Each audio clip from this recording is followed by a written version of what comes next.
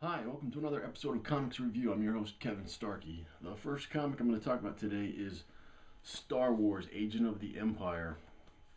This is, the subtitle is Iron Eclipse. This is part one of five. And it says on the cover, Stormtroopers are the Empire's hammer. This man is its scalpel. And this is about a guy named Jahan Cross. He is an agent of the Empire.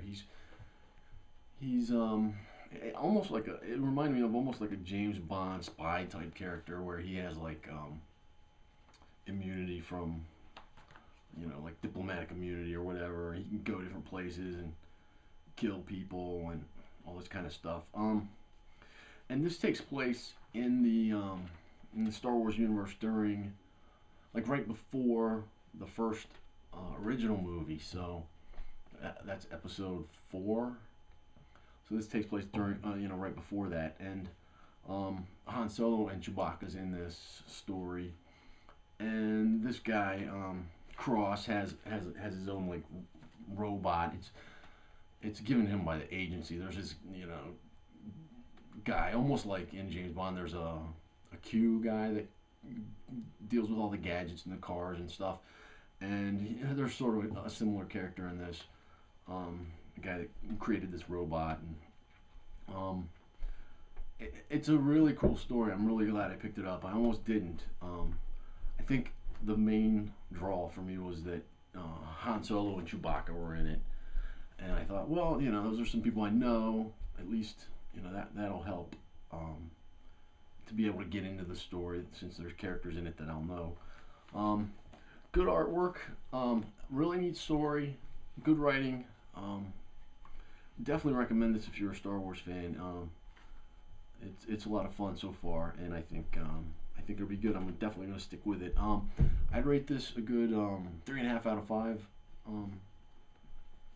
It could go up, if the story goes in an interesting direction, but I definitely like it a lot so far. The next comic I'm going to talk about, that's from Dark Horse Comics. I don't know if I mentioned that.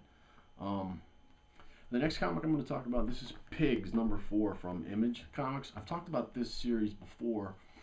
It's about some, well, I guess if you go back in time, you'd have to. It's about Cuba and the Russians, how they left some spies in Cuba, like after the Bay of Pigs incident where Kennedy, did his thing in Cuba or whatever. I'm not a historian, so I don't know all the facts, but the premise of this comic is that some Soviet spies stayed there, and then they raised some young children in Cuba and trained them to be sort of a sleeper cell that they would go into America at some point and do some jobs, basically. And so um, there's this team of young people. I guess they're, I don't know how old, but probably in their 30s, I would guess. And they show up at the one guy's house who was this blonde kid grown up, and he has a house and a family, and he's living in America. And they show up there and they say, okay, we're activated, we need to go do this thing. And he's sort of like, we don't even know these people that are telling us to do this. We've never even been to Russia. Why do we even care? And they threaten him. They're like, you're going to do this with us. They threaten his family and stuff. So this comic, in this issue, you learn a bit more about the past, and they've got this guy that they're trying to get information from, and the one guy who didn't want to be involved in this is sort of doing things where he's not going to hurt people. He'll shoot them with like a tranquilizer instead of real bullets, stuff like that. And the other people are giving him a hard time about it. And then they're trying to torture this guy to get this information. He's like, don't do that, and I can get the information out of him. And they shove him aside, and they end up killing this guy. And he's not happy about it. And I don't really know where the story's going. They end up getting the numbers from the information from that that guy that they were torturing basically, and he was some kind of a senator, and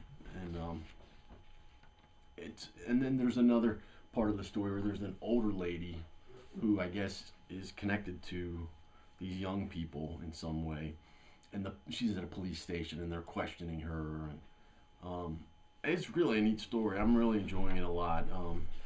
The artwork's not the greatest in the world for me. The writing's good. The story's definitely very good. The writers on this are Nate Cosby and Ben McCool. Very good story. Really enjoying the writing.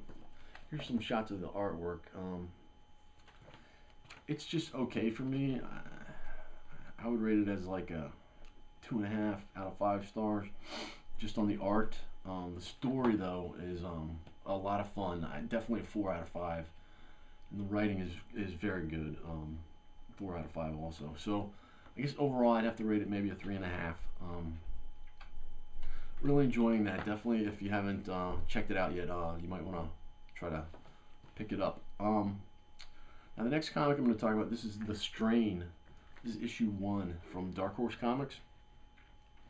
And I guess this is based on a book. I guess it's a book. Guillermo del Toro and Chuck Hogan's The Strain is what it says in here. So I guess they've adapted it. David Lapham, he's the script. He wrote the script, I guess, based on the book. And the artwork in here is pretty decent. You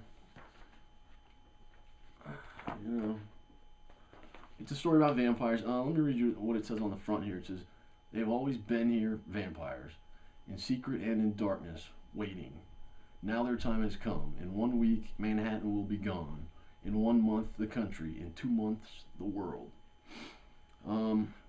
So they give you a lot of background story in here about some incidents that took place in Romania in 1927. There's a young boy and his grandmother, and she's telling him a story. And then it jumps to the modern day in, I guess it's in America or something. Let me see if it tells you here. It doesn't, but it's definitely America, I think. JFK quarantine. Yeah, this guy works for the CDC, and he's like a single father. He's watching his kid, and they show him talking with his ex-wife on the phone, and there's some bitterness between them. And he gets a call from work that says, you know, there's something strange going on at JFK Airport. They want him there. So he ends up having to dump his kid off at his wife's and go to the airport and deal with this situation. And basically what it is it's an airplane that landed, and something weird's going on. Nobody's opening the doors. Everything's locked up. They can't communicate with anyone on there. They don't know what's going on. So him and his team go there, and they figure out what, you know, they figure some stuff out, but they don't figure the whole thing out. And I don't want to give too much of it away, but neat story. I'm really enjoying it. Writing's good. The artwork's fair. Nothing spectacular. I'm definitely gonna pick up the next one. I'm not sure how many there's gonna be in this series, but it's really cool. I'm really enjoying it, and I'd rate it as a first issue a 4 out of 5. Very good. Definitely check it out. The next comic I'm going to talk about is Hawken. This is issue number 2 from IDW. I think I talked about issue 1 a month ago, and it's a black and white comic. It's about this old guy who used to live a life of crime and, you know, murder people and stuff, and he sees ghosts, and they talk to him, and it's ghosts of people that he murdered, and he's sort of turned over a new leaf, and he's going out and trying to help people to make up for all the horrible things he's done. And there's this secret group of like evildoers or whatever that I guess they're called the Ring, and they have a bunch of people working for them, and he's going out and it looks like they're on his list, and the Ring people know this, and they've got this other creepy guy that I think his name starts with an S, Sombre. He's about to be put to death, and they swoop in. I guess he's gonna be hung, hanged, I guess, and they swoop in and rescue him to help fight against this Hawken guy. So, um, neat story. I'm definitely enjoying it. Decent artwork. Nothing, you know. I think it would do fine with color. It's not one where you think, oh, black and white's fine. It's okay, but color would be nice. Here's, they got color on the front. They got this shot in here with color, which looks good. So I'm not sure why they're not doing color, but they're not, and it's okay. It's a good story. It's $3.99 though, so that's kind of an expensive comic. Um, I'm gonna stick with it though. I'm enjoying the story. I'd rate it a good 3.5, maybe 4. It's a good story. Oh, and the art and the writing is done by this father-son team, Benjamin Truman and Timothy Truman, which I think that's kind of cool. They do the story and the script, and the art is by Timothy Truman. Yeah, so pretty cool. And let me quickly go over the other comics I got this week. I picked up this week. Here's Severed #5 from, it's one of those Scott Snyder comics, and Scott Tuft and Attila Futaki. Loving that series. It's a lot of fun. Kind of a creepy story. Here's Blue Estate #8 from Image Comics. That's a weird series. I'm enjoying it though. Operation Broken Wings 1936. It's from Boom Studios. That's issue #2 of 3. That's kind of a cool series. I'm enjoying that as well. And Seven Warriors issue #2 of 3, and another Boom Studios comic. That's kind of a cool series. I guess I'm saying the same thing about all of them, but I guess if it wasn't cool, I wouldn't keep getting it. Here's Dalmu issue #8. I thought this was gonna end soon, but this is a cool series. It's kind of a mystery, spooky, supernatural stuff. Really neat. American Vampire issue 21 from Vertigo. No, I guess it's Vertigo still. Yeah, it's still Vertigo. I thought they were changing to DC, but maybe not. Okay. And Walking Dead Weekly, of course. That's issue 50. And 27 second set. This is issue #4. Really enjoying that one. And that's it for this week. Please leave a comment here on YouTube or over on my blog at twodognight.net. Let me know what you're reading. Have you read any of the stuff I talked about this week? And I'll see you in 2 weeks. Take care.